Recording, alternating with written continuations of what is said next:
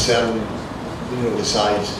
If it was 25 or 18 or 30, you know, again, it comes down for me. It's not, size is not really. I don't even think about the number of pipers that I've got, really, to be honest with you. It's more about the quality of the performance. Now, you know, if you look at, we played, well, last year at the World Advanced Championships we played 27 in both runs. Bathgate at the start of the year we played 29, and then at Dumbarton we played 21. It's purely down to the standard, you know, it's quality. At the end of the day, my primary goal is to produce the best possible performance we can on the park. That's the most important consideration for me. Another question back. Do you have any feelings on the sizes of midsections? You know, with the current trend of midsections getting larger and larger. What do you think of that? Do I have any feelings? Yes. Yes. Have you got some mic on me here? Can you hear me? Yeah, that's better. Okay. Yes, I have feelings. I think they're. I'm certainly not going to make any friends in the midsection world with this. I think they're loud. I think they're intrusive. I think they're far too big. I'm not sure how they enhance what it is that we do. It seems to import something into the pipe band sound which is not necessarily built for it.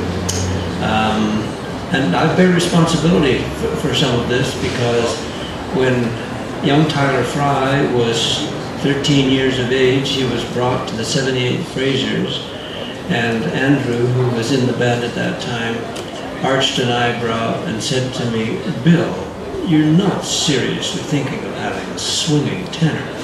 I did it, and now we see the result. I think they're a bit intrusive. You like them now?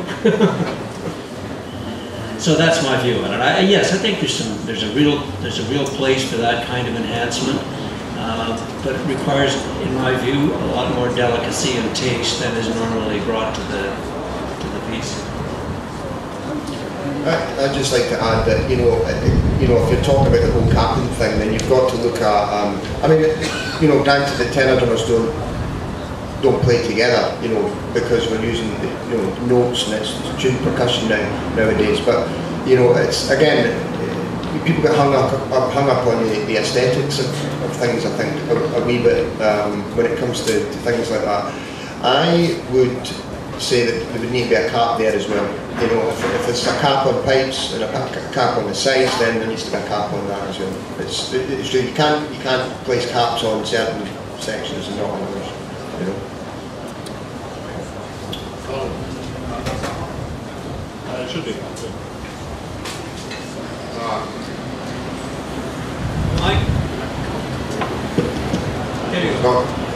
Bill, just wanted to ask you, when you brought on that pipe band a few years ago here with the 30 players, as far as I know, you didn't repeat that experiment. Was that for practical reasons, or was that because you didn't feel it was a success? I thought it was a success. I enjoyed it. It was probably just practical reality.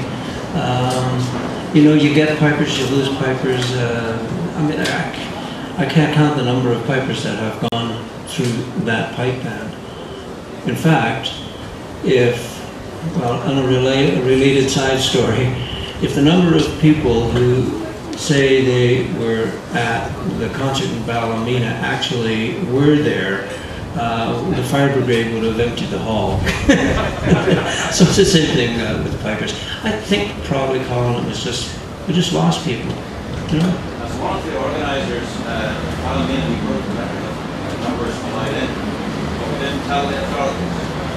But it was not the pipers that night saved. Oh, it wasn't. No, for sure. But you're right. Thousands say that they were there. And that's great. Yay! Okay, we're sort of winding down here. Maybe time for one more question. I'd just like to help Bill out a wee bit because his memory's slipping. You're the result. You actually are responsible for all the ills that we experience today. That's a compliment.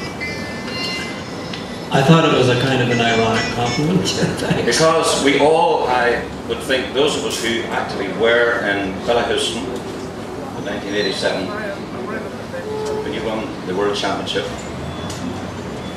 we absolutely wanted to get a raise for our arms like that.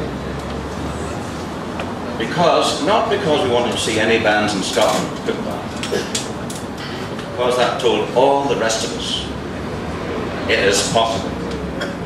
Look at what's happened since.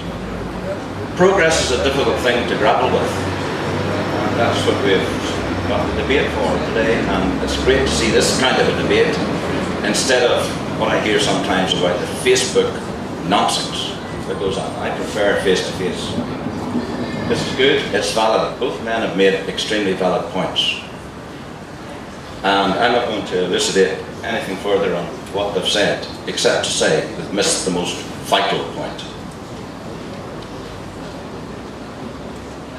It's not about more, it's not about capping.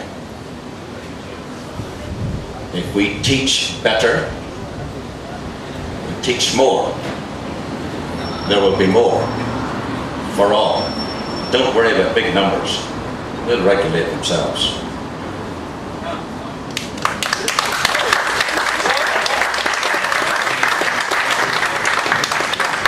Okay, well, I think that really wasn't a question, but it was a very, very nice statement.